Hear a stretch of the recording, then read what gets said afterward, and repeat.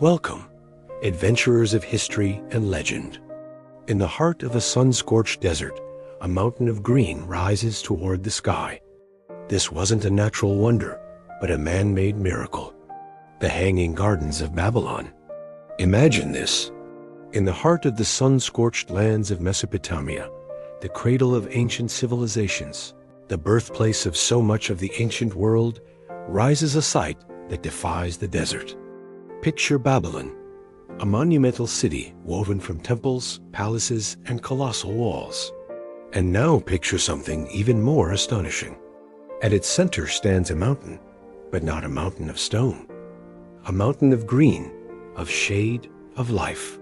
Terrace upon terrace of trees, flowers, palms, and vines, climbing toward the sky like a stairway to paradise.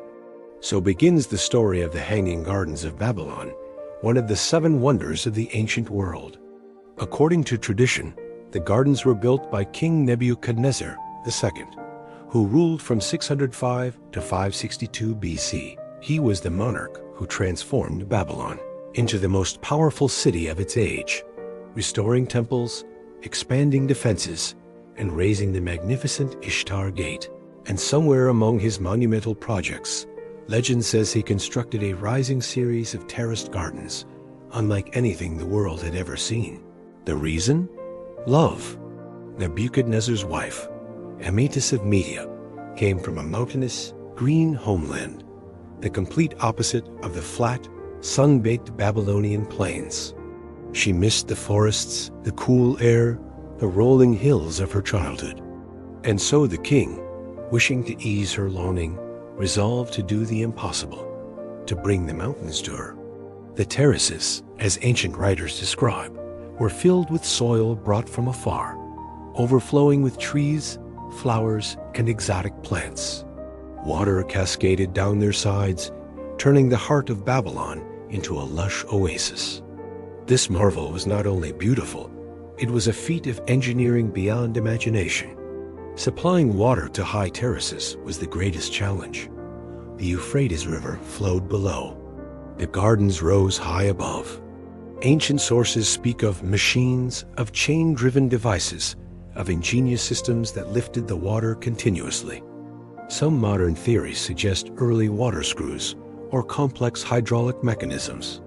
Whatever the method, if the gardens truly existed, they must have been one of the most advanced technological achievements of the ancient world. But now the mystery begins. Despite the vast number of surviving Babylonian records, clay tablets, building accounts, royal inscriptions, not a single Babylonian text mentions the Hanging Gardens. Not one. Nebuchadnezzar proudly recorded every palace, temple, and wall he built. Yet the gardens are completely absent. Everything we know comes from Greek and Roman authors, writing centuries later. The first known mention appears in the work of Berossus, a Babylonian priest from the 3rd century BC, who wrote a history of Mesopotamia in Greek. He explicitly ties the gardens to Nebuchadnezzar and presents them as a gift for his homesick queen. But his original text is lost. We know it only through later quotations.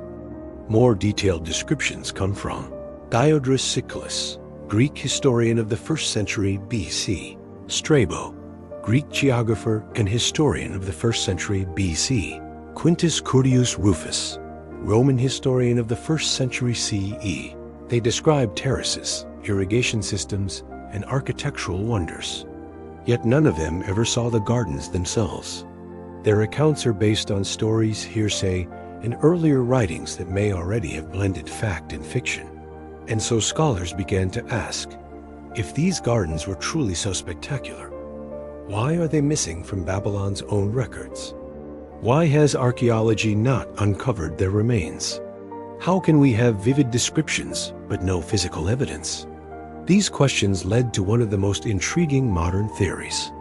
Oxford scholar Stephanie Dalley proposed that the legendary gardens may not have been in Babylon at all, but in Nineveh, the capital of the Assyrian Empire.